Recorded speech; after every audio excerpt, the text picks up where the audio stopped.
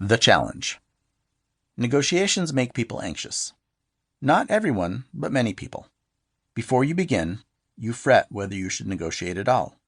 You agonize how to approach the other person, and you worry that you might lose or offend or look foolish in the process.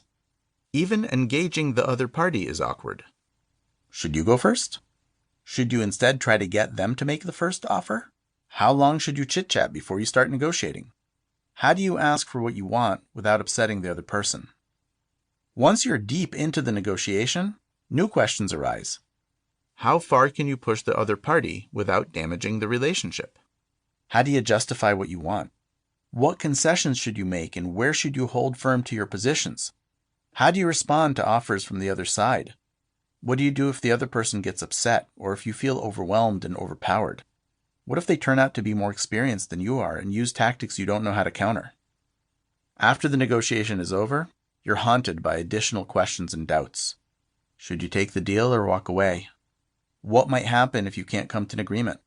If you agreed to their offer, did you sell yourself short? Is there something you're missing? Now that you're done and have to work together, how does the other person really feel about you? Are they really going to carry out their commitments, or will you be left empty-handed and cheated in the end? With all of these questions, doubts, and complexities, it's no surprise that you might find negotiations stressful and avoid them. At the same time, you negotiate every day and have since you were a toddler.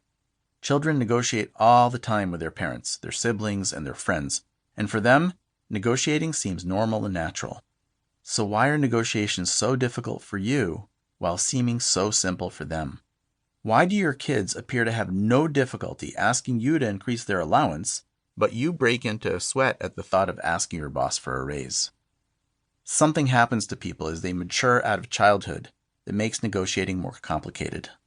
Maybe they can consider the risks involved or think about consequences that extend beyond their immediate needs.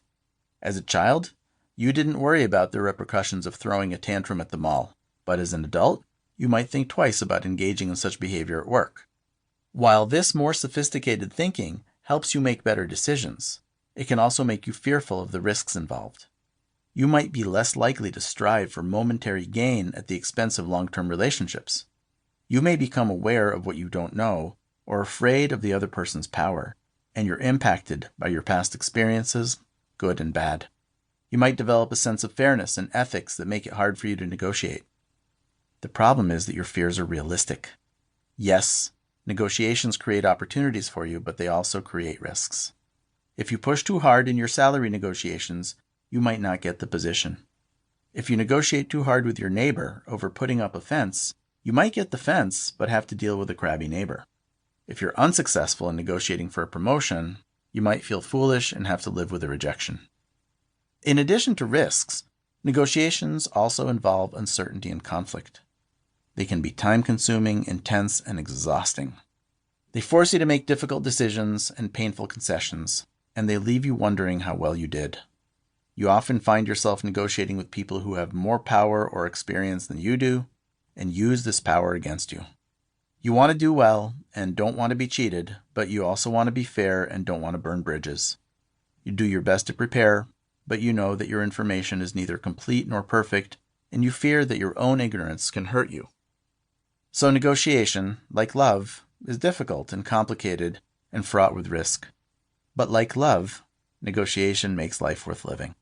Without negotiating, you don't get what you need, and you end up feeling like you've cheated yourself out of what you deserve. You become a passive observer of life rather than an actor determining your own fate, and you're ultimately unhappy and frustrated about it. You sit in your windowless cubicle and seethe that your colleague got the nice office, not because he deserved it, but because he asked for it. You accept job offers and realize later that some of your coworkers are making 20% more than you simply because they negotiated their starting salaries. You live with the neighbor's barking dog, unable to sleep or enjoy time in your house because you were afraid to create conflict and bad feelings by addressing the issue.